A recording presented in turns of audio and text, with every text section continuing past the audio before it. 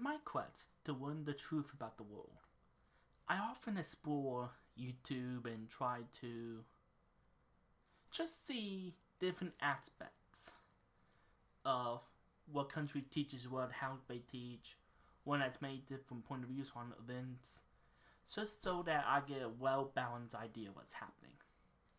Because, for those who may not know me, I am an American who grew up in the Midwest. We are not taught about world history. The most we get is the ancient Greeks, Rome, and the British Empire. That's the most we learn outside of America. I had to learn a whole lot about the world's history via the internet. From Brain Pop to Crash Course. And I'm fascinated with history, but I was always taught wrong. Like, for example, when it came to American slavery, I was taught it was about state rights. Which, in a way, it is. It's a sub-tier reason, but not the main reason.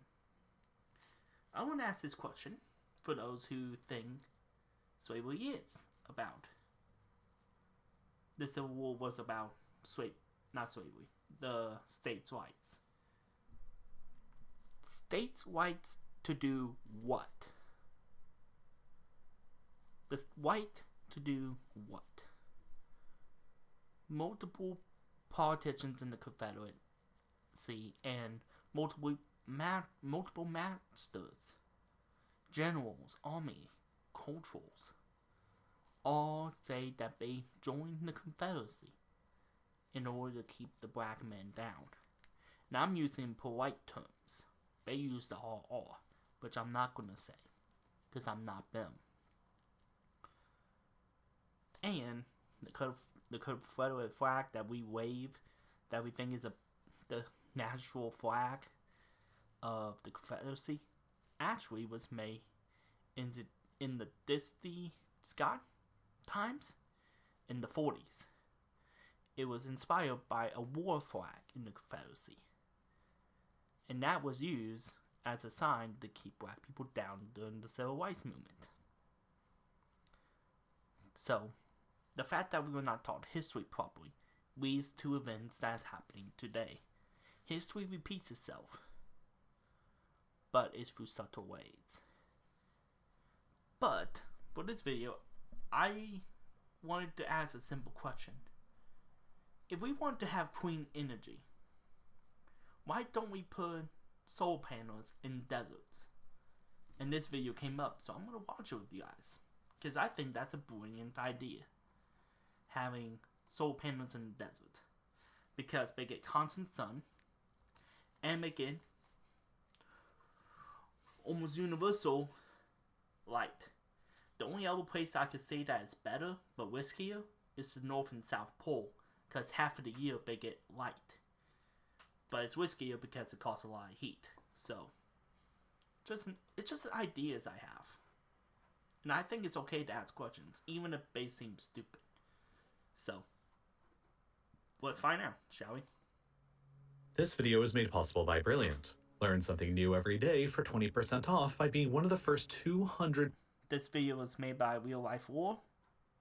What if we cover the savannah with solar panels? ...people to sign up at brilliant.org/reallifalore. More energy will fall on the world's deserts in 6 hours than the entire world will consume over the next year. The Sahara Desert is well known for being the world's largest hot desert, but it's probably a lot bigger than you even realize. It's nearly the same size as China. It spans across 10 different countries in 3 different time zones, and it gets absolutely massacred by sunlight. This is a map that shows annual sunshine hours across the world. There are some notable hotspots in North America, South America, and Southern Africa, but nowhere gets as much as the Sahara Desert. Most of this China-sized chunk of land gets more than 3,600 hours of sunlight a year, and within that big chunk is this other chunk that gets more than 4,000 hours a year. For reference, that's nearly 4 times the amount of annual sunlight that Germany gets. Most of this is because the Sahara Desert is A, pretty much directly along the Tropic of Cancer, which means the sun for a lot of the year is pretty much directly over it, and B, clouds pretty much never form or even exist over the entire desert, which means all that sunlight is never interrupted. Which makes sense because it's in the middle of Africa, or at least the majority of it is in the middle of Africa. It's away from the ocean, and its only true connection is in the Nile River and the Dead Sea. If I understand my geography correct. We was not taught geography. At least my school didn't. So, it makes sense. That makes sense why it doesn't have a lot of sun compared to like the UK and Germany and even America. That makes sense. Also, Jesus Christ, the fact that the desert's that huge. Damn. Thick. The Sahara, consequently, is the best location anywhere on Earth to place solar panels and develop solar farms. So it then begs the question, what if we covered the entire desert with solar panels? Wait, even in the North and South Pole, or was I incorrect with that? Or did my school taught me wrong that they get sunlight for 6 months a year? I mean, if that was the case, then forget it. I just clicked what it just, after me saying that out loud, it makes sense why we don't put solar panels bill. Because 6 months of a year, it's pointless. Yeah, no mind. How much energy would we actually be able to produce, and how would this change our planet? Let's take a deep dive. For starters, let's begin here. This is the Ouarzazate Solar Power Station in Morocco, the world's largest concentrated solar power plant currently in existence and a marvel of modern engineering. Once fully completed and operational, the plant will take up an area of 25 square kilometers and be capable of producing 582 megawatts of electricity. It will even be capable of storing solar energy in the form of superheated molten salt, which allows for further production of electricity even into the night. After investing more than $9 billion into their solar energy objective, Morocco aims to create 4 additional plants similar to this one in the Sahara that will collectively create more than 2,000 megawatts of electricity production, which will be enough to provide for roughly 38% of all of Morocco's annual electricity needs. This project will transform Morocco into the world's leading solar energy state, and as the only African country that currently has a power cable linked to Europe, much of this energy will be exported for profit to the countries of the European Union. But all of this energy is created from just 5 relatively small plants. What happens when we scale things up a bit and think bigger? One of the few organizations... If I remember correctly, my downtown, which takes about a minute and a half to go through in any direction if you don't get stopped by traffic lights, it's about 25 kilometers. Wait. This is the American me. How many miles is that? Jesus Christ. I don't have the time. Okay, so I took a break to find out the size of how big it was, and I was correct with my estimations. That's about the size of Indianapolis, which is downtown, or the capital of a state. So, I mean, yes, it's huge. But if you put it in the right spots, well, it has a lot of sunlight. So probably like Death Valley or Arizona, and you just do a lot of work on it, I can definitely see being successful. Maybe in areas where there's less than 1,000 people and it's really poor, maybe try to find a way to give them housing outside the area if it really comes down to it. I don't know. But the desert idea sounds really freaking awesome at the moment. Organizations thinking about Sahara solar energy production in the future is the German energy company Desertec, which happens to be an investor of the Moroccan solar energy project. According to their research and data taken from the German Aerospace Center, a solar panel array of just this small size in the Sahara could power 100% of Germany's entire electricity needs. An array of this size could power the entire European Union, while an array of just this size could power the entire world's modern electricity needs at approximately 18 trillion watts, give or take a bit. Considering that a typical solar panel generates roughly 350 watts of power, this Earth-powering array would encompass around 51.4 billion solar panels, and it would be roughly the same size as the US state of New Mexico. Quite a large amount of land, but it's nothing. Fuck New Mexico! If you can just take up that little bit of area compared to the size of the desert to fill the entire world's electricity needs with reliability of only 5 days of working on average. That's better than relying on stupid oil and having a canal dictate if the world dies or not. Yes, I've seen other videos from him, but my God.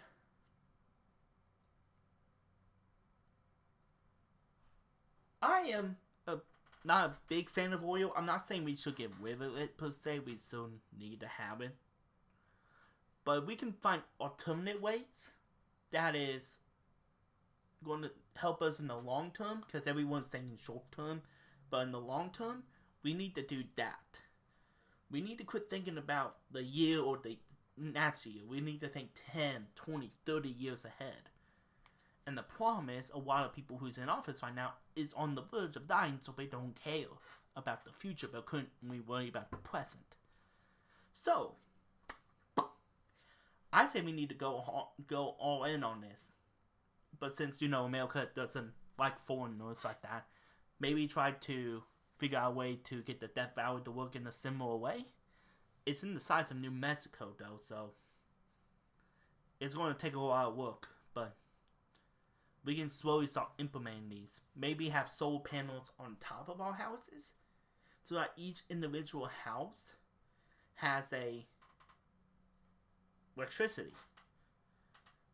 And if you live in more like wintry, wet areas like Indiana, maybe you can rely on a mixture of both, like a hybrid.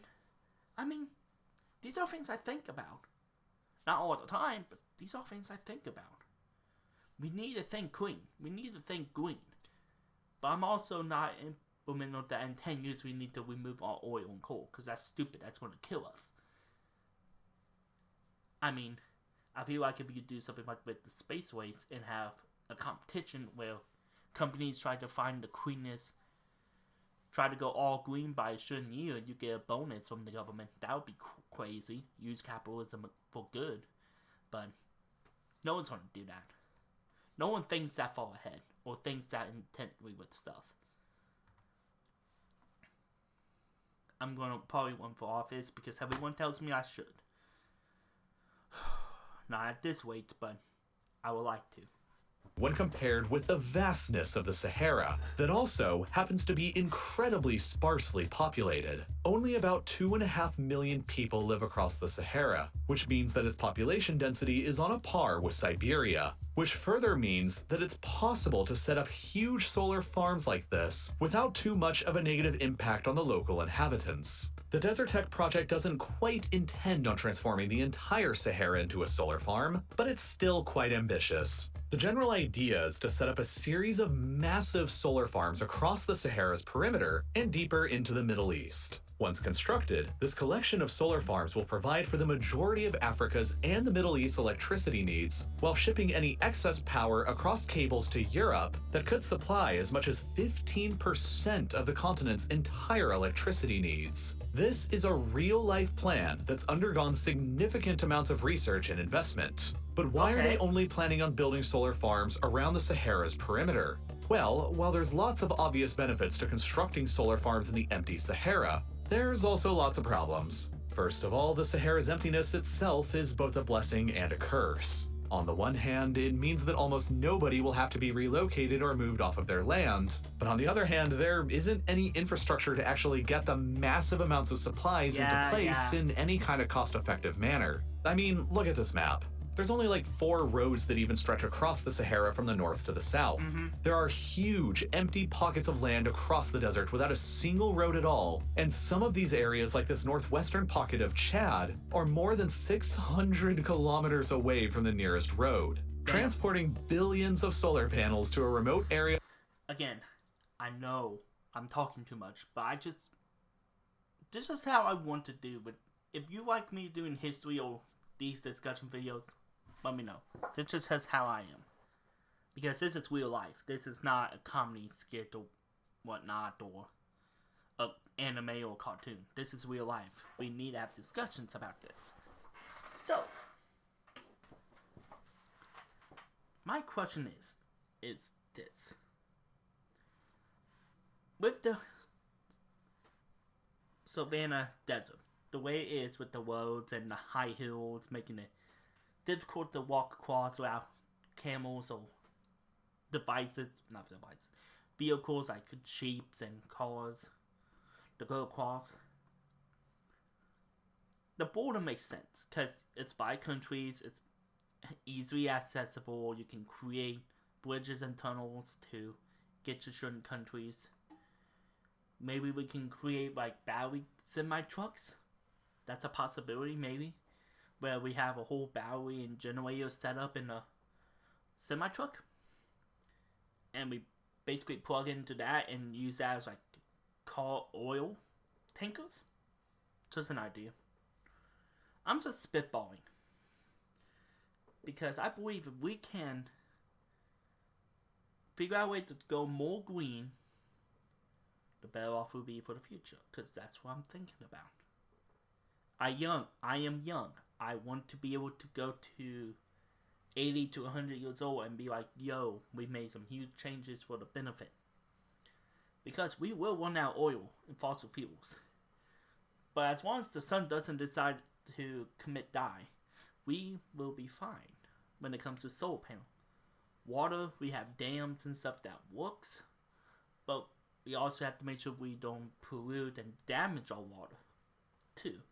So water energy is not the most reliable. Wind, it's kind of unpredictable because, weather. So, that energy source will be good because wind is constant for the most part, but it's unpredictable. How in 20, 30 years where the heaviest wind areas will be. But the sun is always going to be there. That's our best chance. That's through nuclear. But I don't want a Chernobyl happening if we could help it. But yes, I'm just spitballing. Comment down below your ideas on solar panels and green energy compared to coal and oil. Area like this will necessitate building countless new expensive highways or railroads to get them there. And that's why Desert Tech is only planning on constructing plants around the Sahara. But let's forget all of that for a moment and just think about the cost of the solar panels themselves in a Sahara-sized array. A pretty average 350-watt solar panel typically costs anywhere between $200 and $450 once fully installed on a residential roof today. Since we know that it's going to be expensive transporting and installing all of them in the middle of one of the world's most remote locations, we're going to stick with the high-cost estimate here and tack on an additional $300 for delivery and infrastructure fees, and $250 more for installation fees. Conveniently, this math makes the total cost for each 350-watt panel exactly $1,000. So from there, you can figure out pretty quickly that the 51.4 billion solar panels needed to fit inside of our New Mexico-sized array that'll power the entire planet will cost a cool 51.4 trillion US dollars. For reference, that's... We expanded upon this by filling up the entire Sahara Desert with solar panels. What is going to happen now? Well, for starters, if we assume that the solar panels are 100% efficient, the entire Sahara Desert will probably now be producing somewhere around the neighborhood of 1.3 million terawatt hours of electricity per year. So, to put that number into perspective, The entire contemporary human species consumed about 173,000 terawatt hours of energy in 2019. And that's not just electricity, that's all energy consumed for everything we did that year. A Sahara desert covered in solar panels would generate more than 7 times the amount of energy that all of the nearly 8 billion humans of the world collectively consume right now. Obviously, this would present revolutionary changes to what mankind could be capable of, and not just even closer to a Type 1 Kardashev-style civilization. But this overwhelming power given to humanity by harnessing the entire Sahara would also come with some significant costs. The black surfaces of the solar panels dotting the Sahara will of course absorb most of the sunlight hitting the Sahara. Only a tiny fraction of that incoming energy will actually be converted into electricity, while the overwhelming majority will be returned back to the environment as heat. In turn, this heat will trigger a sort of feedback loop in which the heat emitted by the solar panels would create a steep temperature differential between the land and the surrounding oceans. This will ultimately lower the surface air pressure and cause moist air to rise and condense into clouds and rain across the desert. So, by covering the entire Sahara with solar panels, we'll also unwittingly be terraforming the desert Sahara into a green Sahara at the same time. In some ways, this will be good, because it will open up a massive amount of land the size of China to colonization, human settlement, and critically for the emerging economies of North Africa, extensive economic development for their countries and their people. But in other ways, this will be really bad. The Amazon rainforest over in South America is extensively fed and fertilized by dust coming over from the Sahara that gets blown across the Atlantic, while the Atlantic ecosystems themselves also benefit from this fertile dust as well, removing all of the sands of the Sahara. I always wonder, like, how come South America was always so brightly green and full of life, while Africa seemed to be just desolate and it's equally part of the world? It never made sense to me, but damn, South America got lucky. Africa's feeling it. But, yeah, the only reason I said, oh no, because yes, good for Africa to have all that green back and we be giving them more to eat and more land to use. But for this specific sample of solar energy that could fuel the whole world with New Mexico size, damn, that would be a disaster. Sahara Desert could create a cascade of unforeseen events that could wipe out entire ecosystems in the Atlantic, the Amazon, and probably beyond, and create an epic climate catastrophe the likes we have never seen before. In summary, covering the entire Sahara with solar panels would be epic, but it's also not feasible, it's probably pretty dangerous, and it's not even necessary either. We only need solar panels covering the area of New Mexico to meet all 8 billion humans' modern electricity needs. And they don't even need to be all in the same place. They can be spread out across all of the world's deserts or anywhere where it's sunny. And hopefully by the end of the century, we'll have made some pretty decent progress here. Now, video's probably super long and probably really talkative, but I just want to have a discussion with these type of videos if you guys want to. Hypothetically, if we were to turn Death Valley into a big ass electrical farm, and whatever land is not being used by Nevada, New Mexico, and Arizona, and we turn that into farmland, we could hypothetically help control and have electricity for America. Or at least have enough so that we don't have to rely solely on oil. We can do a 50-50. Which is better than nothing. Or we can do the idea I thought of. Maybe other people thought about, but it was something I thought of. Is having solar panels on every house. Or in the backyard. So that we have other energy sources. These things just catch my eye and I'm just curious. But good brain exercises.